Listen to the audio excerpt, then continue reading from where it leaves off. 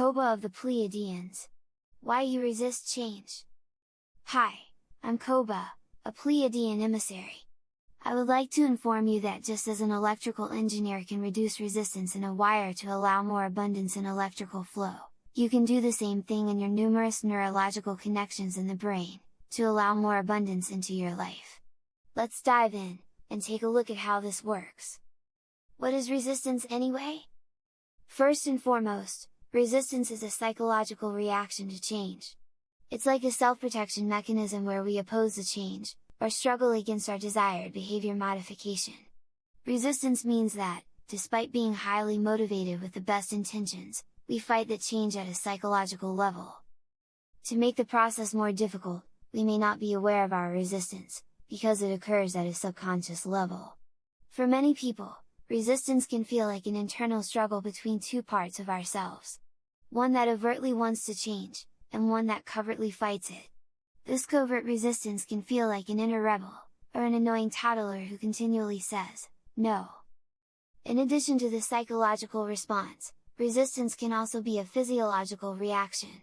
Since the change process requires extra effort, energy, and brain power, resistance can provoke physical feelings of discomfort like tiredness, lethargy, and slowed movement patterns.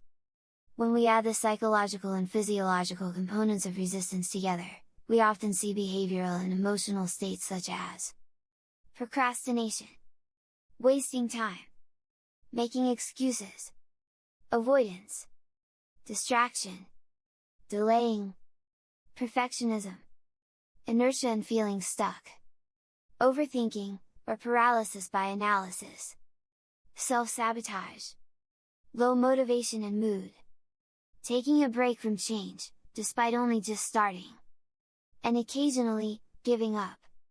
At some point, we've all experienced resistance to change.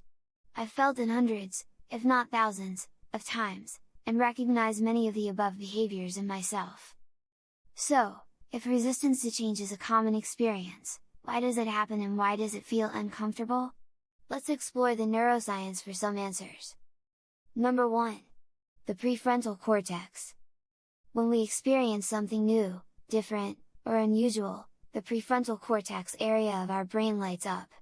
This part of the brain processes ideas, perceptions, and logistics, and is highly energy intensive.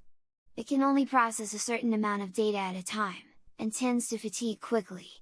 So, when we encounter change, regardless of whether the change is good or bad, our brain needs to work harder. 2. The amygdala. The extra effort and processing power required by our prefrontal cortex to navigate change, can also stimulate psychological and physical discomfort. This discomfort can then activate a part of our brain called the amygdala.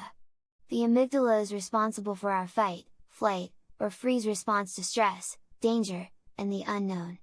When activated, this part of our brain can stimulate feelings of fear and anger, and cause us to act emotionally and impulsively.